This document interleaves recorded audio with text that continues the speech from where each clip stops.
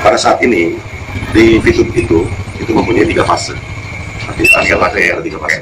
Fase pertama itu adalah advertising, artinya periklanan. Terus fase yang kedua e-commerce, artinya transaksi jual beli secara elektronik. Terus yang ketiga adalah digital currency. Digital currency berarti ini mata uang. Mata uang bisa diartikan mata uang secara elektronik, artinya secara online. Artinya dia tidak berupa bentuk bahwa itu uang dan berupa bentuk, tapi nilai. Ada nilai value-nya. Artinya saat ini value 1 koin itu adalah $1. $1 Amerika. Nah di sini kalau yang namanya dana miring itu saya memberikan masukan, itu banyak yang japri saya. Artinya di seluruh Indonesia ini mungkin rata-rata ada yang japri dari Pekanbaru, dari Kalimantan, dari Sulawesi, apalagi dari Sumatera Selatan sendiri. Banyak ya. Nah, mereka itu merasa bahwa kenapa orang Kominfo ini betul-betulnya mau bergabung dan join di VTube. Menyangkut mungkin karena sebagai pegawai ASN dari mantan dari Kominfo ini, ya artinya saya menjelaskan sebelum saya masuk itu 1 bulan saya pertimbangkan analisis. Artinya betul-betul saya pertimbangkan. Karena bagian bidang ekonomi kan di bagian sandi apa namanya? Saya awalnya dari kepala bagian sandi dan telekomunikasi daerah. Itu terus 2017 saya pindah menjadi kepala bidang infrastruktur, teknologi informasi komunikasi, persandian dan keamanan informasi.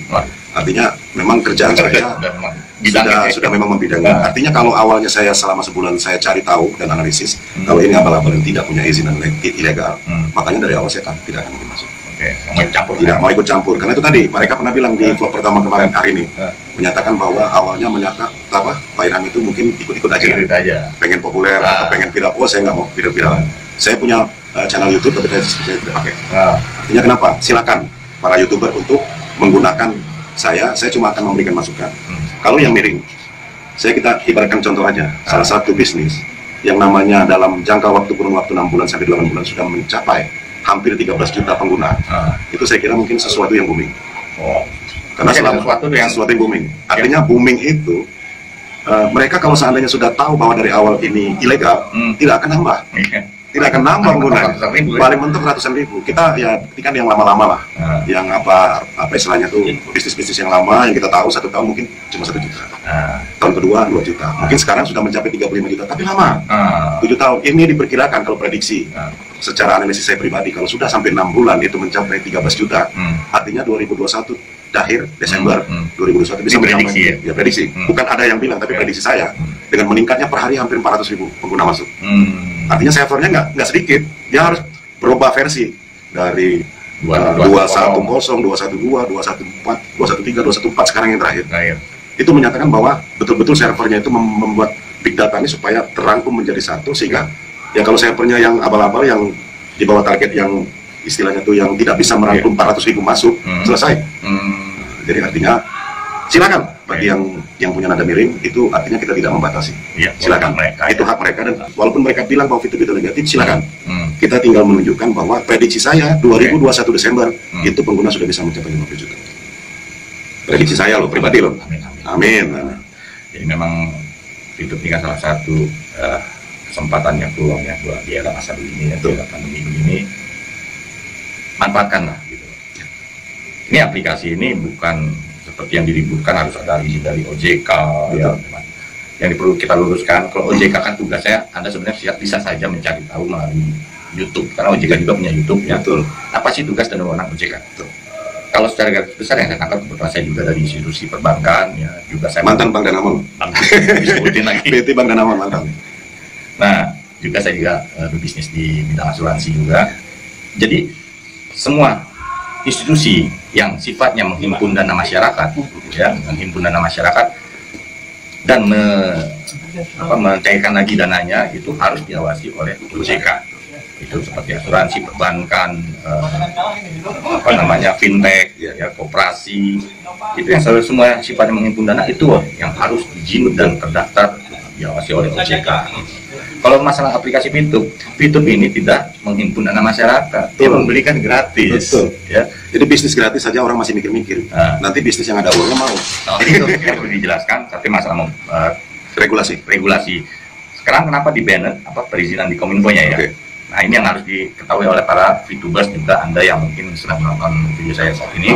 Anda bisa Jadi maksud di banned di situ. Sekarang ini yang diblok oleh Kominfo itu bukan izinnya, tapi websitenya. Karena akan memperbarui dengan lisensi GR80. GR80. Silakan buka Google aja. Pasti jelas. Lisensi GR80 itu menambah perizinan yang tadinya dari advertising menjadi e-commerce. Artinya setelah e-commerce nanti waktu digital currency itu nanti akan ditemukan. Jadi prinsipnya satu, saya punya prinsip satu aja. Seluruh VTuber tenang-tenang, tidak terpengaruh kanan kiri. Selagi masih bisa install VTube itu di Play Store, bisa registrasi, bisa menjalankan misi dan bisa transaksi di exchange counter, maka sampai saat ini Kementerian Kominfo Indonesia insya Allah tidak memblokir dan tidak memblokir VTube. Artinya itu yang saya mau. Jadi Anda nggak sia-sia buang kuota nonton video saya ini, karena saya menampilkan orang yang memang lebih kompeten dalam hal ini menyampaikan kepada terus yang ada di Indonesia. Banyak pengaduan masyarakat yang menyatakan bahwa VTube itu ilegal. Artinya masyarakat itu merasa bahwa mungkin karena tingkat viralnya, boomingnya VTube, maka kita nggak ngerti ya, yang namanya orang viral dan populer itu pasti banyak hambatan, dan mereka mengadukan pengaduan ke OJK bahwa VTube itu bodong dan ilegal dan menipu. Nah, jadi artinya mereka tidak mengetahui karena mereka tidak join di VTube. Harusnya sebelum dia ngomong ke OJK, dia join dulu, dia install dulu di Play Store. Kalau dia nggak suka diskusi, dia nggak suka uninstall. Tidak ada yang dirugikan, uang dia tidak kita minta, dan juga VTube tidak pernah meminta uang kepada seluruh. Tapi ngomong VTube dapat duit dari mana? VTube dapat duit yang pertama itu kalau kita install ke Play Store itu sudah dapat satu orang berapa, itu dikalikan 12 juta, 12 juta. Itu artinya berapa harga YouTube yang kalau kita install, itulah harga VTube. Nah, tuh salah satu. Jadi salah satu penghasilan dari PT Future Vitek ya, Vitek ini mendapatkan penghasilan sampai dari situ. Saat kita menginstal, itu baru dari belum nanti kalau iklan, belum lagi nanti masuk ke fase e-commerce, belum lagi nanti udah ada digital currency. Karena visi misi dari VTube penghasilan hiburan menjadi penghasilan dan arah ke depannya itu akan merebak sampai ke Asia Tenggara dan terakhir sampai ke Asia. Artinya nanti suatu saat, bukan tidak mungkin orang beriklan di VTube itu tidak pakai dolar, tidak pakai uang kontan, tapi dia pakai poin. Saat ini satu poin $1. Artinya kalau currency-nya nanti sudah bergerak cepat, booming dan lain sebagainya, banyak yang akan beriklan di VTube, maka bisa jadi currency-nya naik. Satu poin bisa menjadi 3 sampai 5 dolar. Bisa jadi. Kenapa? Tingkat minat animonya sudah banyak, dan orang itu tidak diminta uang untuk kirim untuk beriklan. Dia cuma cukup beli poin. Berarti suatu saat kalau Pak Reka punya perusahaan di Jepang, ya pengen beriklan di VTube karena ditonton sama 15 juta sekarang, berarti nanti suatu saat bisa 50 juta orang nonton. Itu kira-kira CEO yang Pak Reka yang ada di Jepang, begitu mau beli poin, bisa jadi dia klik nama saya sebagai penjual yang punya poin $10.000. Itu ya bayangannya kita di situ. Sampai sejauh itu. Jadi ya Anda baru-baru bergabung di VTube ini, yang mungkin sekarang masih menganggap sepele, ya nggak apa-apa itu pilih. Jangan ragu. Tapi kita kedepannya, ya kami ini sebagai VTubers juga memiliki pandangan kedepannya seperti inilah. Inilah namanya bisnis di era digital, di era internet. Kita nggak bisa pikir lagi. Nah, ini yang terjadi. Nah, kita mau ikuti perubahan yang ada sekarang atau masih tetap dengan pola yang lama? Saya bisa tambahkan. Boleh. Yang pertama, ini sebetulnya VTube hadir di Indonesia sebagai tuan rumah. Karena plus 62 itu kan Indonesia, nggak ada plus 62 negara lain. Artinya, dengan adanya pandemi COVID-19, semua penduduk itu pada saat itu, di bulan Maret, itu dihimbau untuk di rumah saja. Apapun di rumah saja. Sekarang timbul VTube di tanggal 20 April 2020, 1 bulan COVID muncul, 1 bulan VTube keluar. Dengan kondisi orang itu nggak perlu cari duit keluar, cukup di rumah, apalagi ibu-ibu rumah tangga.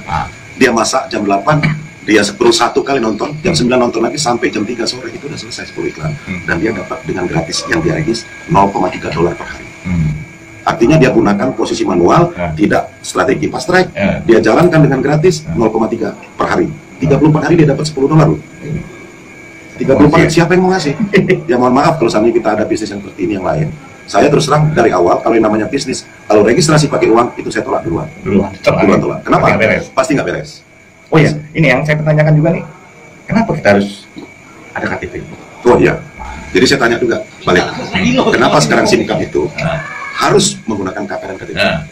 Artinya SIM card itu kan harus menggunakan KK dan KTP. Artinya sama, orang itu kalau tidak mau abal-abal, pasti dia minta KTP.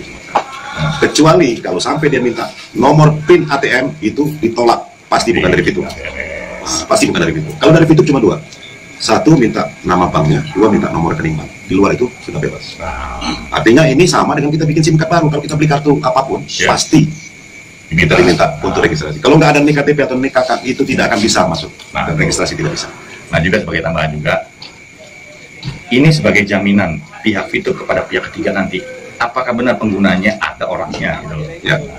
Dengan dasar tadi legalitas dari identitas KTP ya, jadi sudah terbentuklah bahwa ini loh audiens yang dimiliki oleh fitur ini sudah sekian juta orang gitu ya. Nah, jadi itu sebagai gambaran buat teman-teman fitur pun juga Anda yang saat ini sedang mencari tahu ataupun pengen tahu lebih banyak tentang fitur. Ya inilah yang bisa kami sampaikan ya dalam video ini. Pernah sebagai yang membidangi infrastruktur teknologi dan informasi komunikasi sebagai referensi. Jika ada orang yang menanyakan, ya silakan nanti bisa mengisi komentar di dalam video saya ini. Nah, seperti yang kita tahu juga, foundernya Jack Gue ini kan, Jack Gue ini CEO-nya orang Malaysia ya. Malaysia. Kenapa nggak buat Malaysia? Malaysia mayoritas penduduknya cuma berapa juga? Indonesia kan 200. Itu nggak semua. Kalau sekarang 260, 6 bulan sudah bisa mencapai 13 juta. Jadi karena pasar market share-nya lebih gede di Indonesia, makanya Jack Gue mungkin memilih membangun bisnisnya di Indonesia. Jangankan Jack Gue, orang-orang Korea juga banyak yang belajar bahasa Indonesia, juga banyak viewersnya buat nonton YouTube tuh. Ya. Jadi banyak orang-orang di luar melihat, ya satu, mereka belajar bahasa Indonesia, ya karena apa? Diprediksi ini Indonesia ini menjadi negara raksasa juga internet ini, ya, penggunanya sudah luar biasa. Jadi manfaatkan sekarang ini buat teman-teman yang belum paham atau pernah dikenalkan tentang fitur, segera hubungi orang yang mengenalkan fitur ini. Sponsor. Nah, sponsor. Atau Anda bisa bergabung dengan Akhirham Wijaya. Boleh disebutin nomornya? Nomor HP, nomor referral, nomor referral 3356 101. Nah, 3356 101. Kemudian nama saya. Jadi itu aja buat teman-teman youtuber ya, yang udah nonton video saya ini. Semoga video yang saya buat kali ini bersama Akhirham bisa bermanfaat. Amin. Salam sukses buat para VTuber Indonesia. Bravo, VTuber Indonesia. Go Diamond. Bye. Bye.